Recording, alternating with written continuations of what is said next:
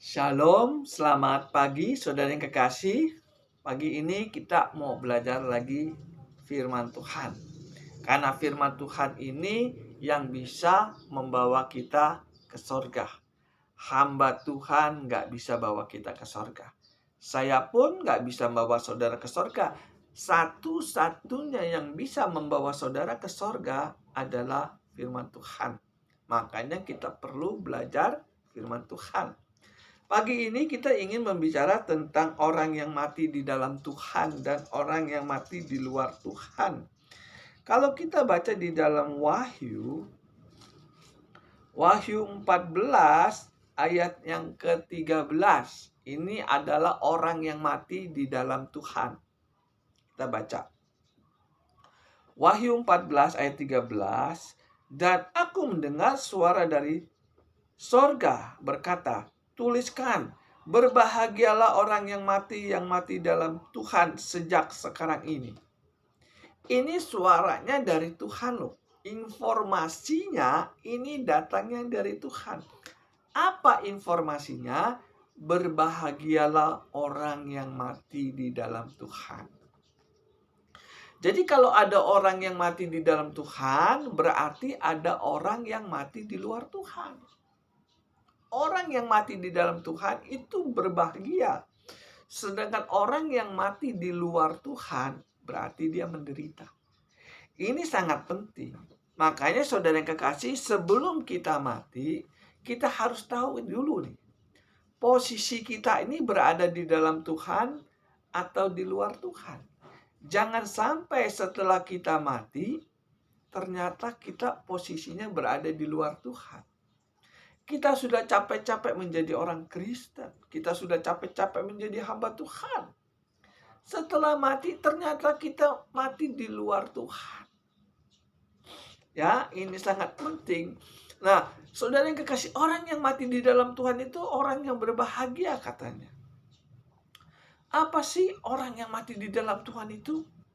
Kalau saudara baca di dalam Matius 27, ini adalah salah satu orang yang mati di dalam Tuhan. Matius 27 ayat 51. Saya bacakan ya. Dan lihatlah tabir bait Allah terbelah dua dari atas sampai ke bawah. Dan terjadilah gempa bumi dan bukit-bukit batu terbelah. Dan kubur-kubur terbuka. Dan banyak orang kudus yang telah meninggal bangkit. Dan sesudah kebangkitan Yesus, mereka pun keluar dari kubur, lalu masuk ke kota kudus dan menampakkan diri kepada banyak orang. Ini ceritanya seperti ini. Pada waktu Yesus mati, orang-orang kudus itu bangkit. Setelah Yesus bangkit, orang-orang kudus itu masuk ke kota kudus. Inilah yang dinamakan mati di dalam Tuhan. Saya ingin tanya kepada saudara, kalau kita mati masuk kota kudus, bahagia nggak? Saya ingin tanya kepada saudara yang nonton YouTube saya. Kalau kita mati masuk ke kota kudus, bahagia nggak? Bahagia. Nah, inilah yang dinamakan mati di dalam Tuhan. Orang yang mati di dalam Tuhan itu adalah orang yang hidupnya kudus. Jadi orang kudus itu adalah orang yang ada di dalam Tuhan. Makanya di dalam 1 Tesalonika 4 ayat yang ke-7, kamu dipanggil bukan untuk melakukan apa yang cemar, tetapi apa yang kudus. Kenapa Tuhan menuntut kita hidup kudus? Karena kalau kita mati di dalam Tuhan. Jadi orang Kristen yang hidupnya kudus, dia posisinya ada di dalam Tuhan. Pama ini kita ya, kita berada di dalam Tuhan. Nah, kalau kita mau hidup kudus, kita taat dengan perintah Tuhan, maka kita disebut orang di dalam Tuhan. Itu yang dimaksud, berbahagialah orang yang mati di dalam Tuhan. Itu artinya berbahagialah orang yang mati dalam keadaan kudus. Karena ada orang Kristen yang gak mau hidup kudus. Kalau saudara baca lagi 1 Tesalonika 4 ayat yang ke-7 dan ke-8, di situ dikatakan, Allah memanggil kita bukan untuk melakukan apa yang cemar, tapi apa yang kudus. Barang siapa yang menolak ini, dia bukan menolak manusia, tapi menolak Allah. Ada orang Kristen, bahkan hamba Tuhan, hidupnya nggak mau kudus. Dia menolak Tuhan. Jadi orang yang mati di luar Tuhan adalah orang yang hidupnya nggak mau kudus. Kasar ngomongnya, dia menolak Tuhan. Jadi kalau kita sebelum mati, kita harus tahu nih posisi kita nih. Kita ini berada di dalam Tuhan atau di luar Tuhan. Orang yang di dalam Tuhan itu adalah orang yang hidupnya kudus. Sedangkan orang yang di luar Tuhan adalah orang yang menolak hidup kudus. Jadi jangan hanya mengandalkan percaya saja masuk surga. Mujizat masih ada. Kita diselamatkan karena kasih karunia. Banyak-banyak berdoa. Kita harus setia, berkorban. Tapi kita nggak tahu posisi kita ini berada di dalam Tuhan atau di luar Tuhan. Jangan sampai kita mati di luar Tuhan. Apa sih hidup kudus itu? Hidup kudus itu adalah taat dengan perintah Tuhan. Saudara yang kekasih, kalau saudara ingin benar di mata Tuhan, saudara harus percaya dengan firman Tuhan. Betul ya? Kalau saudara ingin benar di mata Tuhan, saudara ingin kudus di mata Tuhan, maka saudara harus berani menjalankan firman Tuhan. Apa sih hidup kudus itu? Kalau kita baca di dalam Roma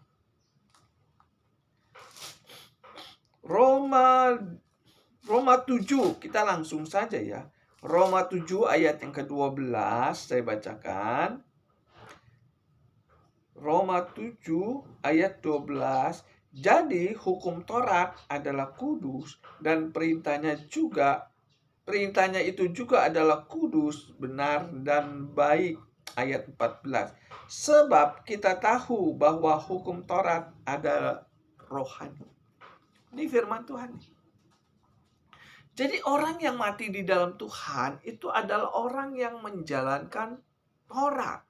Karena hukum Taurat itulah yang membuat kita menjadi kudus.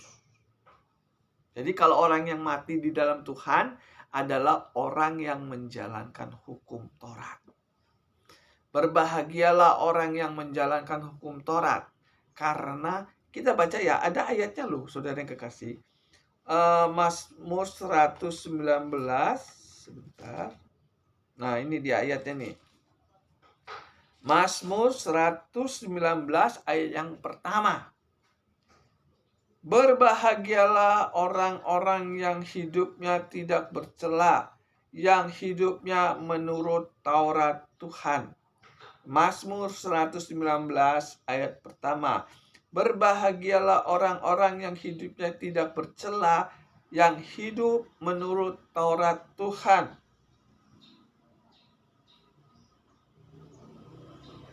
Jelas ya? Jadi berbahagialah orang yang hidup menurut hukum Taurat. Hampir sama dengan Wahyu. Wahyu 14 ayat 13 di situ dikatakan, dari surga ada suara. Berbahagialah orang yang hidupnya kudus. Atau berbahagialah orang yang mati di dalam Tuhan. Nah, orang yang mati di dalam Tuhan itu adalah orang yang menjalankan hukum Taurat. Hampir sama dengan Mazmur 119 ayat pertama. Berbahagialah orang yang menjalankan hukum Taurat. Saya bacain lagi ya. Mazmur 119 ayatnya ke pertama, biar jangan salah. Ini penting ya. Mazmur 119 ayat pertama, berbahagialah orang-orang yang hidupnya tidak bercela, yang hidup menurut Taurat Tuhan. Jadi orang Kristen yang menjalankan hukum Taurat itu bahagia. Kenapa dia bahagia? Karena dia mati di dalam Tuhan. Itu maksudnya. Jadi orang Kristen yang hidupnya menjalankan hukum Taurat, posisi dia berada di dalam Tuhan. Nah, pada waktu dia mati di dalam Tuhan. Bagaimana orang yang mati di luar Tuhan? Berarti dia menolak hidup kudus. Dia menolak hukum Taurat. Ya, makanya Tuhan mengatakan di akhir zaman banyak orang akan berseru, Tuhan, Tuhan, bukankah kami bernubuat demi namamu, mengusir setan demi namamu, dan mengadakan mujizat demi namamu? Pada waktu itulah Tuhan berkata, nyala engkau dari hadapanku, kalian pembuat kejahatan. Ini adalah orang yang mati di luar Tuhan. Sehingga pada waktu dia ingin masuk ke sorga, ditolak Tuhan. Kenapa dia ditolak Tuhan? Karena dia mati di luar Tuhan. Jadi saudara sebelum mati, saudara harus tahu posisi saudara ada di dalam Tuhan atau di luar Tuhan. Kalau saudara menolak hidup kudus, maka saudara menolak Tuhan. Kalau saudara menolak Tuhan, maka saudara mati. Saudara pun ditolak Tuhan masuk surga. 1 Tesalonika 4 ayat yang ke-7 dan ke-8. Kamu dipanggil bukan untuk melakukan apa yang cemar, tetapi apa yang kudus. Barang siapa yang menolak ini, dia bukan menolak manusia, tetapi menolak Tuhan. Di dalam Matius 7 ayat 22-23, ini hamba Tuhan yang punya karunia. Dia menolak hidup kudus, sehingga pada waktu dia mati, dia pun ditolak Tuhan masuk surga. Simple ya, saudara yang kekasih ya. Jadi saudara sebelum saudara mati, saudara harus tahu dulu nih, saya ini berada di dalam Tuhan atau di luar Tuhan. Jangan hanya mengandalkan percaya saja masuk surga. Yang penting gua yakin masuk surga. Ya nggak bisa. Pastikan saudara hidup di dalam Tuhan. Ya, ini bukan main-main saudara yang kekasih. Untuk hidup kita kekal di surga. Nggak boleh main-main. Jadi kalau kita mau tinggal di surga, pastikan saudara berada posisi di dalam Tuhan. Sehingga kapanpun kita mati, malam ini pun kita mati, kalau kita di dalam Tuhan, kita bahagia. Yang jadi masalahnya seperti ini, saudara yang kekasih. Banyak orang Kristen tidak tahu mereka ini posisinya di dalam Tuhan atau di luar Tuhan. Kalau menurut Alkitab, orang yang di dalam Tuhan adalah orang yang hidupnya kudus.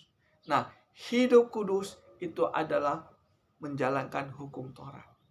Jadi kalau saudara menjalankan hukum Taurat, berarti saudara berada di dalam Tuhan. Kalau saudara mati, saudara berbahagia. Matius 27 ayat 51 sampai 53, orang kudus itu mati lalu masuk ke kota kudus.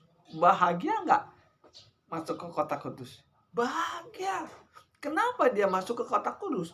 Karena dia kudus. Kenapa dia kudus? Karena menjalankan hukum Taurat.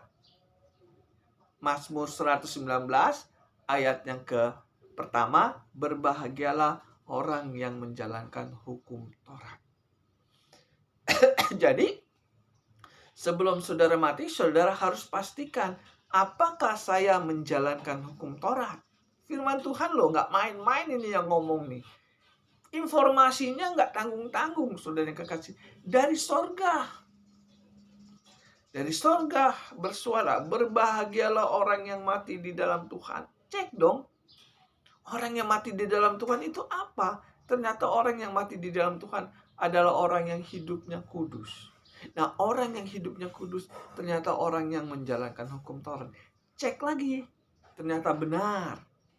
Firman Tuhan mengatakan, berbahagialah orang yang menjalankan hukum Taurat. Ini sangat penting, saudara yang kekasih, karena banyak orang Kristen posisinya mereka nggak tahu. Jangan sampai setelah kita mati, posisi kita di luar Tuhan. Nah, tugas saya sebagai hamba Tuhan memberitahu, kalau saudara nggak mau menjalankan hukum Taurat, berarti saudara posisinya masih di luar Tuhan. Ya, saya ingin katakan sebelum saudara mati, saudara cek dulu saudara menjalankan hukum Taurat nggak. Kalau saudara nggak menjalankan hukum Taurat, berarti saudara posisinya berada di luar Tuhan. Ya, Kalau saudara baca di dalam 2 Petrus 2 ayat ke-15, saya bacakan ya. 2 Petrus 2 ayat yang ke-15. Tunggu sebentar. Nih ayatnya. Oleh karena mereka telah meninggalkan jalan yang benar, maka tersesatlah dia. Oleh karena mereka meninggalkan jalan yang benar, maka tersesatlah dia. Jalan yang benar itu apa, saudara yang kekasih? Kalau kita baca di dalam Roma 2, jalan yang benar itu apa? Roma 2 ayat 13 saya bacakan. Tunggu bentar. Roma 2 ayat 13 saya bacakan. Karena bukan orang yang mendengar hukum Taurat yang dibenarkan di hadapan Tuhan, tetapi orang yang melakukan hukum Taurat itulah yang dibenarkan. Di sini dikatakan karena bukan orang yang mendengar hukum Taurat yang dibenarkan Tuhan, tetapi orang yang melakukan hukum Taurat itulah yang dibenarkan. Di sini ada kata Tuhan. Yang membenarkan itu bukan manusia, bukan pendeta. Di sini yang membenarkan Tuhan loh. Tuhan membenarkan orang yang menjalankan hukum Taurat. Orang yang mendengar hukum Taurat tidak dibenarkan. Saudara kan sering mendengar tentang hukum Taurat di gereja. Saudara pun sekarang mendengar tentang hukum Taurat. Nah, orang yang benar itu adalah orang yang menjalankan hukum Taurat. Itu di mata Tuhan. Jadi karena mereka meninggalkan jalan yang benar, maka tersesatlah dia. Hampir sama seperti ayat ini. Ternyata jalan yang benar itu adalah menjalankan hukum Taurat. Jadi orang Kristen, hamba Tuhan yang meninggalkan jalan yang benar, berarti dia tidak mau menjalankan hukum Taurat. Ya, saya ingin katakan sekali lagi kepada saudara, orang Kristen yang nggak mau menjalankan hukum Taurat, berarti dia sudah keluar dari jalan yang benar. Nah, siapa yang membatalkan hukum Taurat? Orang fasik. Sayangnya saudara kekasih, sekarang ini banyak pendeta-pendeta yang membatalkan hukum Taurat. Sayang sekali saudara yang kekasih. Firman Tuhan mengatakan berbahagialah orang yang menjalankan hukum Taurat. Tapi sayang saudara yang kekasih, sekarang ini pendeta-pendeta mengajarkan nggak perlu lagi menjalankan hukum Taurat. Karena hukum Taurat itu perjanjian lama katanya. Katanya hukum Taurat itu berlaku sampai hanya zaman Yohanes. Nah, katanya hukum Taurat itu sudah dibatalkan. Saya sering mendengar pendeta-pendeta mengatakan hukum Taurat nggak berlaku lagi. Mereka nggak mau menjalankan hukum Taurat. Ya nggak masalah sih. Tapi nanti kalau sudah mati, apakah kita mati di dalam Tuhan atau di luar Tuhan? Itu permasalahannya. Setahu saya, saudara yang kekasih, orang yang nggak mau menjalankan hukum Taurat, kalau dia mati di luar Tuhan. Saya nggak menakuti. Saya teliti Alkitab ini. Ternyata orang yang nggak mau menjalankan hukum Taurat, dia nggak benar di mata Tuhan. Sayangnya saudara kekasih, banyak sekali pendeta nggak mau menjalankan hukum Taurat. Sehingga yang kasihan jemaatnya. Jemaatnya nggak ngerti. Ikut aja apa kata pendeta lah. Padahal Alkitab mengatakan hukum Taurat itu berlaku sampai dunia lenyap. Itu yang katakan Yesus loh. Di dalam Matius 5 ayat 17 sampai 19. Kita baca ya. Matius 5 ayat 17 saya bacakan. Matius 5 ayat yang ke-17. Janganlah kamu menyangka bahwa aku datang untuk meniadakan hukum Taurat. Atau kita para nabi. Aku datang bukan untuk meniadakannya, melainkan untuk menggenapi. Ini yang katakan Yesus loh. Yesus itu datangnya kan dari sorga. Jadi aku datang bukan untuk meniadakan hukum Taurat, tapi untuk menggenapi. Menggenapi sama meniadakan beda ya? Beda. Tuhan tidak pernah membatalkan hukum Taurat. Yang membatalkan hukum Taurat adalah pendeta.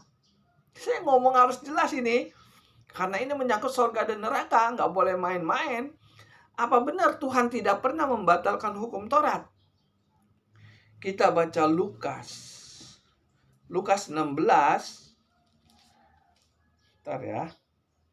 Lukas 16 ayat yang ke-17. Lebih baik, kata Yesus ini, Yesus yang katakan ini, lebih baik, lebih mudah langit dan bumi lenyap daripada satu titik dari hukum Taurat batal. Saya ulangin lagi bacanya ya. Di dalam Lukas 16 ayat yang ke-17. Lebih mudah langit dan bumi lenyap daripada satu titik dari hukum Taurat batal. Ini firman Tuhan katakan loh. Yesus tidak pernah membatalkan hukum Taurat. Yang membatalkan hukum Taurat adalah pendeta. Saudara perhatikan pendeta-pendeta sekarang ini. Mau nggak dia menjalankan hukum Taurat? Nggak mau. Mereka membatalkan hukum Taurat. Yesus tidak pernah membatalkan hukum Taurat. Yang jadi pertanyaannya, saudara mau mengikuti pendeta atau mengikuti Yesus? Yesus mengatakan hukum Taurat tidak dibatalkan. Lukas 16 ayat 17. Jelas ya? Tuhan tidak pernah membatalkan hukum Taurat. Yang membatalkan hukum Taurat adalah pendeta. Pendeta yang membatalkan hukum Taurat berarti dia tidak berbahagia. Karena firman Tuhan ini mengatakan berbahagialah orang yang menjalankan hukum Taurat. Nah, kenapa kita berbahagia menjalankan hukum Taurat? Karena kalau kita menjalankan hukum Taurat, kita jadi kudus. Dan karena kita kudus, kita mati masuk kota kudus. Makanya di dalam Wahyu 14 ayat 13, berbahagialah orang yang mati di dalam Tuhan. Orang yang mati di dalam Tuhan adalah orang yang menjalankan hukum Taurat. Bagaimana kalau orang yang membatalkan hukum Taurat? Berarti dia mati di luar Tuhan.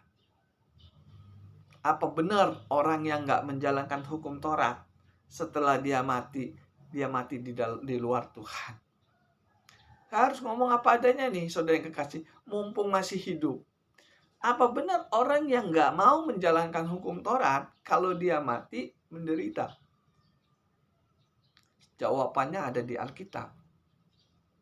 Ya, kita baca Yudas, kitab Yudas ya. Kitab Yudas pertama ayat 14 saya bacakan ya.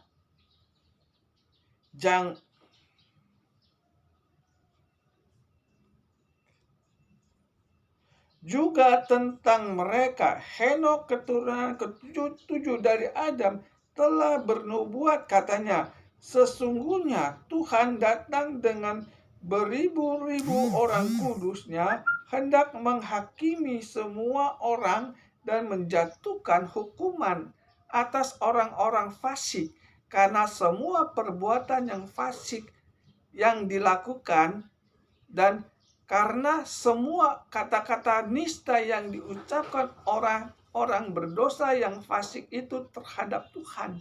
Jadi Tuhan menghukum orang fasik. Nah, ini yang namanya hukuman itu nggak enak, saudara yang kekasih. Yang namanya dihukum itu nggak enak. Ini hukumannya datang dari Tuhan loh. Bukan dari manusia. Tuhan dan orang-orang kudus hendak menghakimi dan menghukum orang fasik. Orang fasik itu adalah orang yang meninggalkan Taurat Tuhan. Hukuman Tuhan itu neraka. Apa benar orang fasik itu adalah orang yang meninggalkan Taurat Tuhan? Kita baca Mazmur 119 ayat 53. Bentar ya. Mazmur 119 ayat 53 saya bacakan ya. Karena aku menjadi gusar terhadap orang-orang fasik yang meninggalkan Taurat-Mu. Jadi orang fasik itu adalah orang yang meninggalkan Taurat Tuhan. Orang Kristen yang meninggalkan hukum Taurat, orang pendeta yang meninggalkan hukum Taurat, pendeta yang membatalkan hukum Taurat, dia disebut orang fasik. Dan orang fasik ini kalau mati masuk sidang pengadilan Tuhan dan dihukum masuk ke neraka. Ini yang dinamakan mati di luar Tuhan. Ini sangat penting karena ini menentukan sorga dan neraka. Jadi kalau saudara mati di dalam Tuhan, saudara bahagia. Ciri-ciri orang yang mati di dalam Tuhan menjalankan hukum Taurat, kata Alkitab.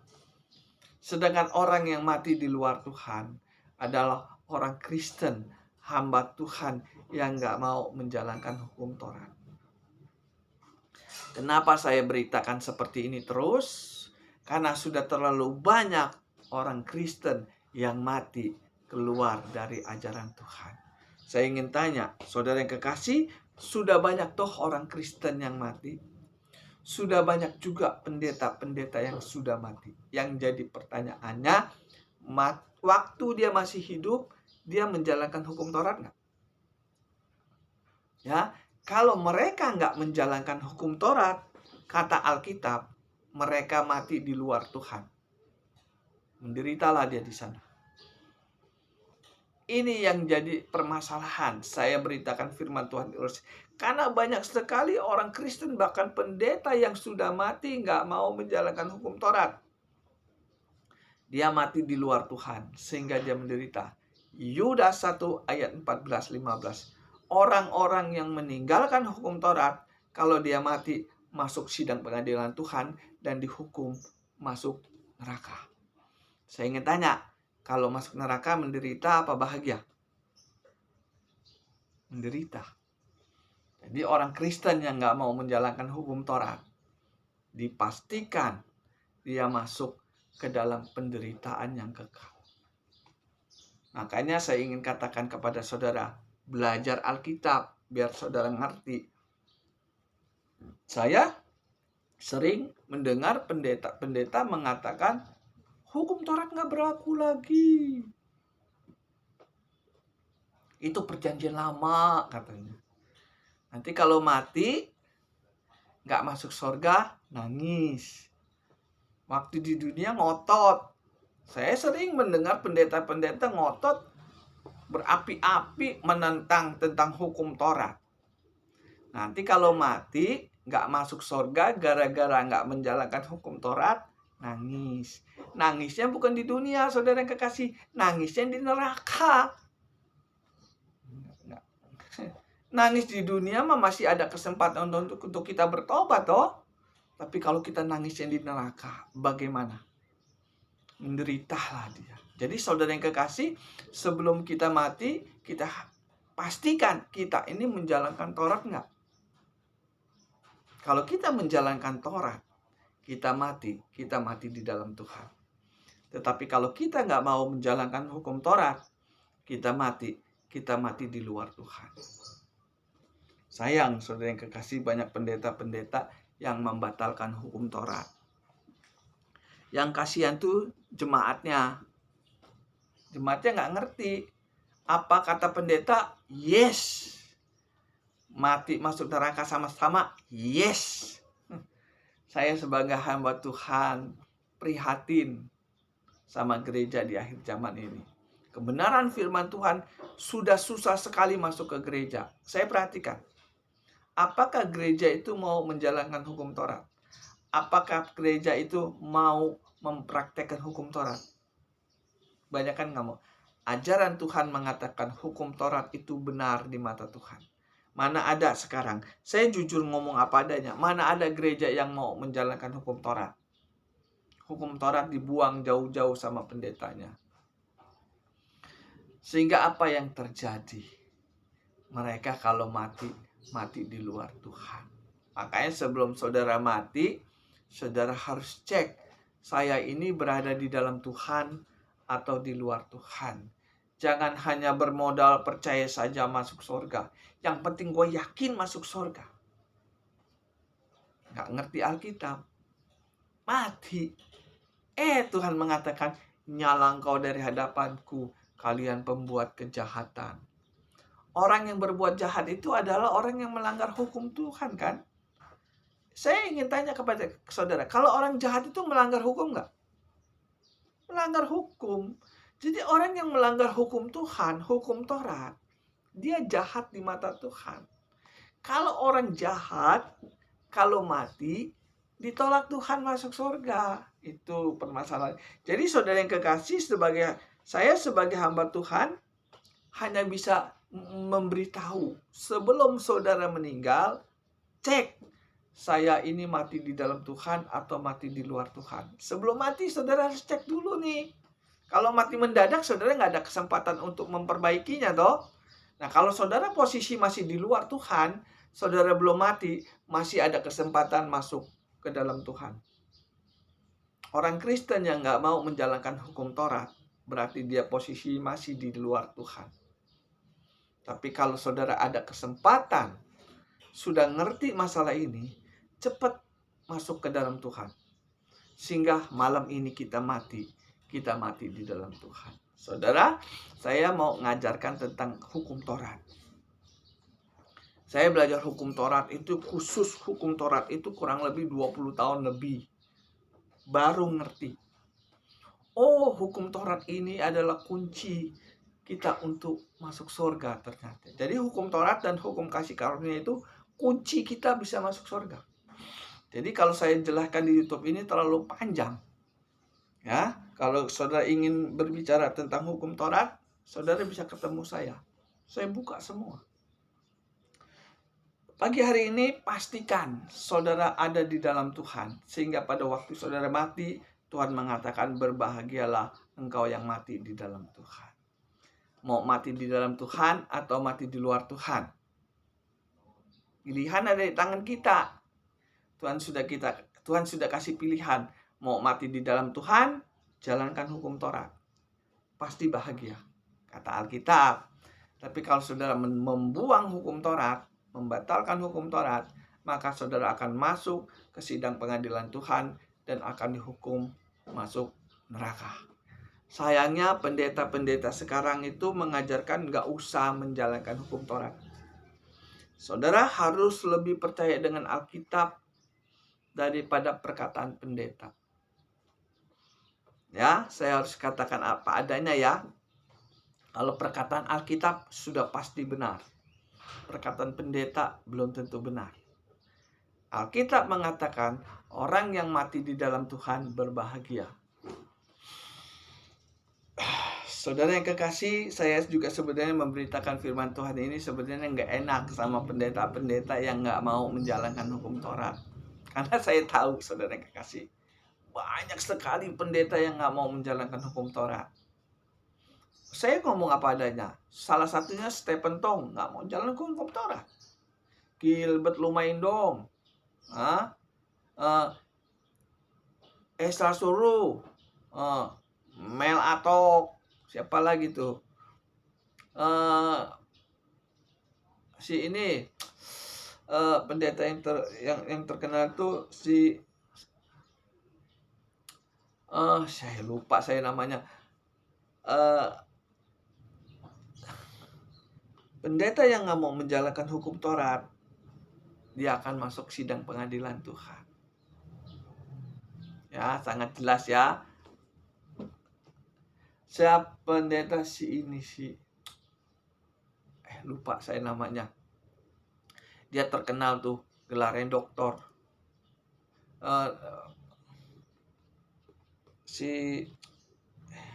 Lupa, nanti saya ngomong lah. Kalau saya ingat saya bicara. Jadi saudara yang kekasih, saudara harus lebih taat dengan kebenaran firman Tuhan daripada perkataan saya. Saya juga kata-katanya nggak terlalu benar. Yang benar hanya Alkitab. Ya, saya hanya menyuarakan suara Alkitab. Menjalankan hukum Taurat, kalau mati masuk ke kota kudus. Ya. Pagi hari ini firman Tuhan yang nggak enak. Jadi pastikan saudara berada di dalam Tuhan sebelum mati. Ya, pastikan saudara berada di dalam Tuhan sebelum mati. Kalau saudara mati, saudara membutuhkan Tuhan. Ya, membutuhkan Tuhan karena Tuhan itulah yang membawa saudara ke surga. Jadi sebelum mati, pastikan saudara berada di dalam Tuhan. Bagaimana kalau posisi kita masih di luar Tuhan? Masih ada kesempatan kita masuk ke dalam. Kalau sudah mati, nggak bisa. Ya, kita berdoa pada pagi hari ini supaya firman Tuhan ini masuk ke dalam hidup saudara. Hidup hanya sekali, jangan sampai kita gagal masuk surga. Kita berdoa. Tuhan, terima kasih atas firman-Mu pada pagi hari ini. Ajari kami hidup di dalam Engkau, supaya kami mati mendapatkan kebahagiaan dari Engkau. Berkati orang yang mendengar YouTube saya, dan berkati juga saya yang memberitakan kebenaran firman Tuhan. Dalam nama Yesus, haleluya, amin.